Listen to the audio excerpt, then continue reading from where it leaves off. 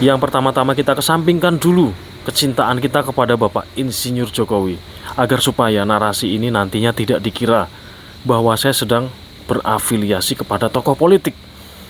Hari ini kemudian kita kesampingkan dulu kecintaan kita kepada Roy Suryo CS, yang dianggap di mata beberapa orang menjadi pahlawan di negara kesatuan Republik Indonesia ini. Padahal kita tidak tahu apa yang sedang diperjuangkannya dan apa tujuan dari memperjuangkan semua itu. Korelasinya terhadap bangsa Indonesia. Hari ini Indonesia sedang sangat darurat korupsi. Dari mana saya tahu? Dari kerusakan alam yang telah terjadi di Indonesia. Apakah kemudian bencana alam yang terjadi di Indonesia tadi tidak ada kaitannya dengan yang namanya korupsi, guys? Jadi yang namanya bencana alam terjadi karena perusakan hutan. Perusakan hutan terjadi tentu ada bekengan di balik semua itu. Apakah kemudian bekengan itu hanya memberikan bekengannya saja? Tentu tidak dong ya. Tentu ada yang namanya cuan di balik semua itu. Jadi yang kemudian terjadi perusakan dibarengi dengan dukungan dari uang-uang kepada para oknum yang bermain di belakang semua itu. Jadi yang namanya perusakan lingkungan bukan hanya bertujuan untuk mengambil kayunya ternyata. Bukan hanya bertujuan untuk membangun perkebunan kelapa sawit ternyata, tetapi juga untuk membangun tambang-tambang yang kemudian tentunya ketika itu dilaksanakan secara ilegal, tentu tidak akan ada prinsip yang disebut berkelanjutan secara dunia pertambangan. Yang terjadi adalah eksploitasi, seperti tambang-tambang timah yang saat ini meninggalkan sisa kepedihan yang mendalam bagi masyarakat yang ada di Bangka Belitung. Rekan-rekan semua, yang namanya Indonesia itu belum bisa bebas dari yang namanya korupsi tanpa instrumen-instrumen penting yang harus segera disahkan oleh Dewan Perwakilan Rakyat Indonesia. Instrumen apa? Instrumen terpenting untuk melawan korupsi bukanlah undang-undang yang sudah berlaku sekarang. Tidak, teman-teman. Ternyata undang-undang yang berlaku sekarang tidak mampu melawan korupsi dengan hebat. Tetapi teman-teman, kita harus bercermin dari negara-negara maju seperti Amerika, seperti China, seperti Taiwan, bahkan seperti Korea. Itu semuanya telah menganut dan mengambil prinsip-prinsip yang terdapat di dalam UNCIC. Apa itu? UNCIC itu adalah United Nations Conventions Against Corruption, yang mana di dalam UNCIC terdapat sebuah non-conviction based forfeiture. Non-conviction based forfeiture ini, harta yang menjadi terpidana itu bisa dirampas bahkan sebelum pidananya selesai. Di dalam UNCIC juga terdapat yang namanya sistem pembuktian terbalik, yang mana semua itu ya sudah diterapkan di undang-undang yang terdapat dalam rancangan undang-undang perampasan aset bagi tindak pidana, yang sampai saat ini itu masih berupa rancangan, belum menjadi undang-undang, teman-teman, karena belum disahkan oleh Dewan Perwakilan Rakyat Indonesia. Dalam konten ini, dalam video YouTube ini ya, yang berdurasi 10 menit lebih sedikit ini, saya akan keras ya memberikan edukasi tentang apa itu perampasan aset, tentang bagaimana urgensi supaya perampasan aset ini mendapatkan dukungan yang luar biasa dari masyarakat. Karena jarang sekali, teman-teman, ada aktivis yang berani terus menyuarakan tentang undang-undang perampasan aset yang sampai saat ini masih belum disahkan. Lalu teman-teman, apa saja alasan DPR ketika undang-undang ini dipertanyakan oleh masyarakat? DPR memberikan alasan yang menurut saya tidak masuk akal, seperti misalnya DPR sedang melakukan harmonisasi terhadap hukum-hukum yang lain, teman-teman. Kemudian DPR masih ya meragukan apakah kejaksaan, kemudian apakah kepolisian, apakah kemudian Komisi Pemberantasan Korupsi sudah memiliki kompetensi yang cukup ketika perampasan aset nanti diberlakukan. Bagaimana jika aset yang dirampas berupa saham? Apakah mereka semua memiliki kompetensi dalam merampas saham-saham tersebut? Jadi kami sebagai aktivis ya, kami akan dengan mudah berkata, mengapa kita harus melihat yang namanya kompetensi mereka, mulai dari kepolisian, kejaksaan, sampai dengan KPK. Lebih bagus mana? Aset tersebut tetap dirampas oleh kepolisian, mungkin oleh Kejaksaan Agung jika nilainya sangat besar kan, mungkin oleh KPK jika nilainya mungkin sesuai dengan standar KPK. Apa nggak lebih bagus dirampas oleh aparat penegak hukum ini ketimbang tetap dikuasai oleh mafia? Jadi menurut teman-teman bagaimana? Jika teman-teman mengatakan lebih bagus tidak dirampas tetap dikuasai mafia, teman-teman boleh. tuliskan pendapat teman-teman di kolom komentar Arya Kresna Official channel ini.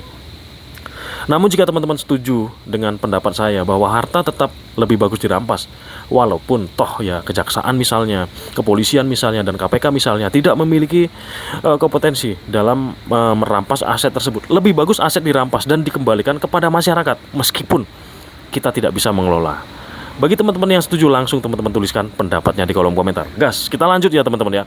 Di dalam sistem pembuktian terbalik yang terdapat di dalam rancangan undang-undang perampasan aset, yang mana itu semua adalah diambil dari yang prinsip yang bernama UNCIC atau United Nations Conventions Against Corruption.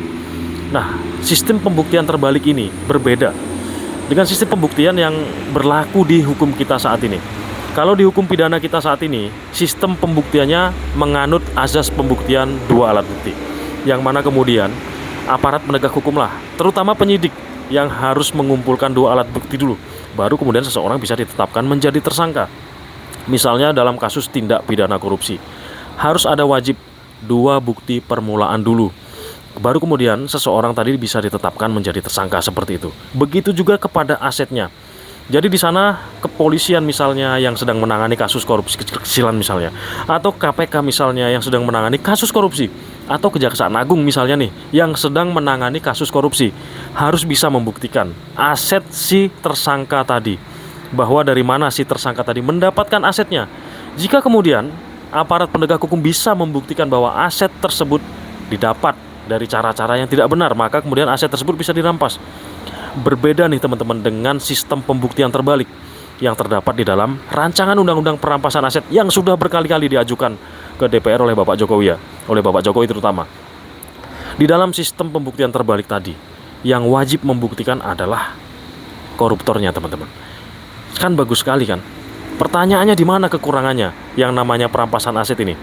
Nah, ketika koruptor tadi teman-teman tidak mampu membuktikan dari mana asalnya, maka kemudian fix harta tadi bisa dirampas langsung oleh aparat penegak hukum kita, terutama harta-harta besar, terutama koruptor-koruptor besar yang sedang ditangani oleh Kejaksaan Agung, karena yang menangani korupsi besar saat ini yang paling terkenal adalah Kejagung yang melalui Jaksa Agung Muda Tindak Pidana Khusus. Nah, ketika si koruptor tadi tidak bisa merampas, tidak bisa membuktikan maksud saya, dari mana asal asetnya, dan kemudian aset tersebut langsung dirampas, dampak selanjutnya yang tentunya akan baik apa teman-teman? Dampak selanjutnya nih yang akan lebih baik adalah koruptor di depan aparat penegak hukum tidak akan ada artinya. Jadi ketika si koruptor tadi masih memiliki uang yang besar, masih memiliki power finansial yang besar, maka dengan adanya kekuatan uang, dengan adanya kekuatan finansial yang luar biasa tadi, yang namanya koruptor di depan aparat penegak hukum bisa seperti singa berhadapan dengan anjing. Singa berhadapan dengan anjing, real anjing akan kalah ketika melawan singa teman-teman, real, karena singa adalah raja hutan. Seperti itu. Dan seperti itulah yang terjadi ketika perampasan aset ini tidak diberlakukan, maka kemudian aparat penegak hukum ketika berhadapan dengan mafia ini orang punya duit banyak loh teman-teman, bisa mengondisikan segala-galanya. Teman-teman bisa bayangkan dengan duit triliunan apa yang bisa teman-teman lakukan. Banyak yang bisa kita lakukan. Kita bisa pelesiran ke luar negeri. Kemudian dalam sedang menjalankan kasus tersebut, kita bisa melakukan negosiasi yang sangat luar biasa ya kepada aparat tadi, karena di dalam sana banyak oknum, mulai dari kepolisian misalnya, atau KPK misalnya, atau Kejaksaan Agung misalnya. Pasti teman-teman yang namanya oknum itu ada di semua lini teman-teman. Kemudian di tahap penuntutan misalnya, bermain lagi teman-teman, dengan adanya uang yang banyak apapun bisa dilakukan. Terus terakhir teman-teman, di pengadilan, apakah di pengadilan bisa bermain? Tentu bisa, karena sudah banyak hakim-hakim yang ditangkap kemudian ditetapkan tersangka saat ini karena diduga menerima suap, seperti pada kasus crude palm oil kemarin. Beberapa hakim kemudian ditetapkan tersangka oleh Kejaksaan Agung karena diduga menerima suap untuk memberikan putusan onslaught atau putusan yang tidak masuk akal terhadap orang yang sudah terbukti loh melakukan tindak pidana. Lalu kemudian teman-teman, ketika perampasan aset ini disahkan, tentunya Indonesia akan terbebas dari korupsi. Acuannya apa? Acuannya adalah negara-negara yang sudah saya sebutkan di awal tadi.